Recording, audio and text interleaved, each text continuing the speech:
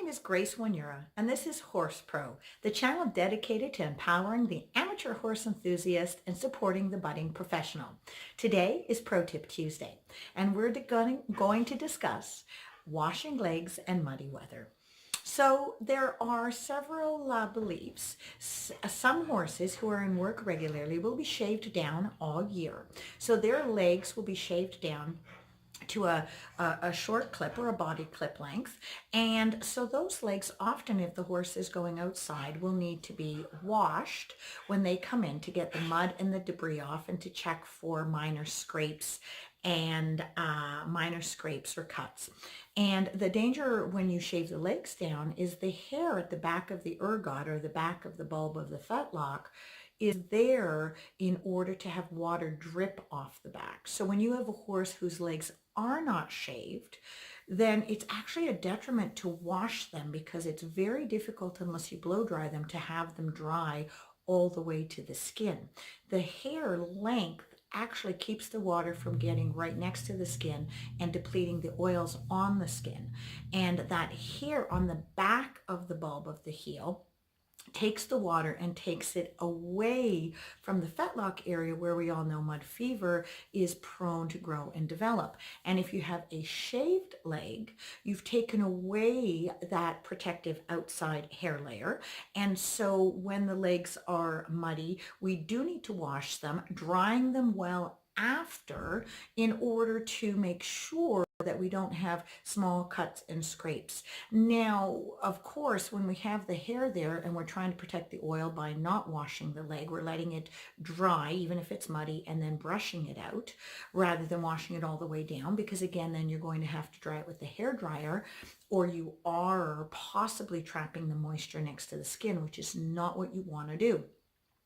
When you have a shaved leg and you wash it and then you dry it with a towel, often it will dry the leg out completely. So what do you do then around the back of the fetlock where we know mud fever can grow and we are depleting the continual oil production next to the skin, and we're drying out the skin? When the skin cracks, then we are really in grave danger, or even if it cracks, even if it gets dry, we're in grave danger often of mud fever getting in. So two things that I have found, there's a couple different methods that are super. Using colloidal silver water added to whatever regular shampoo you would use on the legs, and using a moisturizing shampoo works really well. And they even sell shampoos with silver in the name, and it's colloidal silver. Colloidal silver is water that has been boiled with a certain amount of silver in it, and the atoms from the silver, some of the atoms transfer into the water, and they create, a kind of alchemy into the water so that it is an antibacterial water. So, and you can actually feed it to horses as well. It works great on horses who have hives. When you feed it to them into their food, it really helps them. And horses with breathing issues, colloidal silver helps too. But that's a side note. So to your shampoo, you can add colloidal silver, making sure that you're using a shampoo that has a bit of conditioner in it. The other flip side, if you don't go with a conditioning shampoo, and one shampoo that works well is a dandruff shampoo. When you use a dandruff shampoo, it has an emollient in it to keep the skin soft so that the dandruff doesn't form, but it also has almost an antibacterial in it, so that if you have the start of mud fever, it really works well. Now, again, there's several brands out there, you choose, but I know at this time of year in the stable, we always kept a dandruff shampoo in order to wash their legs down. And then, of course, we dry the legs completely, whether they're shaved or furry. We must dry the legs completely. That means even touching the bulbs of the heel and making sure that the water dripping down isn't getting caught into the clefts on the back of the bulb of the heel. And then what you really should do is you should use something on the back of the heel just to moisturize that area, that fetlock area where we've taken away the protective fur or the protective hair, which whisks the water away from the bottom of the hoof and the bottom of the fetlock. So again, that you could use any kind of cream that's thick enough that when you put it on, it'll stay for a bit and be absorbed. And of course, you can use something done with, I always like to use something done with bee pollen in it. There's a lot of moisturizers with honey in it. These are great because honey is a natural antibacterial. And also, if you had the start of mud fever, honey actually it allows oxygen in, but it doesn't allow bacteria in. And sometimes people will use straight honey, although that can be a bit of a sticky mess.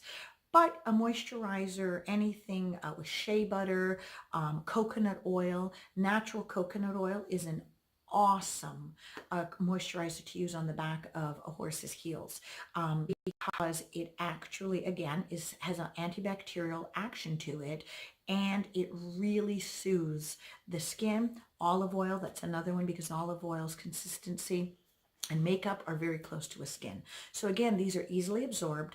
They offer nutrition to the skin. And what happens is when you feed the skin after you wash and dry the legs, when you feed the skin like that, it keeps it soft and supple and keeps the oil next to it. Now, if you have furry legs and you've washed them and dried them, obviously you don't need to add that stuff because you're never going to get to the skin. But again, with furry legs, in this type of weather where it's muddy or they're going through a lot of wet spots, you're actually better off to let nature help you, which is allowing the fur that and right around the ergot where the hair is longest, leaving it, because that hair actually leads the water away from that fetlock area. So again, if you have fur there, you're better off to just allow it to air dry, maybe even dry with a towel, but then just brush it out, because the moisture or the oils that are sitting next to the skin won't have been affected. All that hair is protecting it. And that's of course why you have some of the most beautiful draft horses in the world with those beautiful feathers. Naturally, that's nature protecting those legs from the work that they have to do in the fields and the mud and everything else. So again, this is Pro Tip Tuesday. If you found anything of value on today's video, please hit the subscribe button, tell your friends, join our community, and hit the like icon and the notification bell to be alerted to any new videos.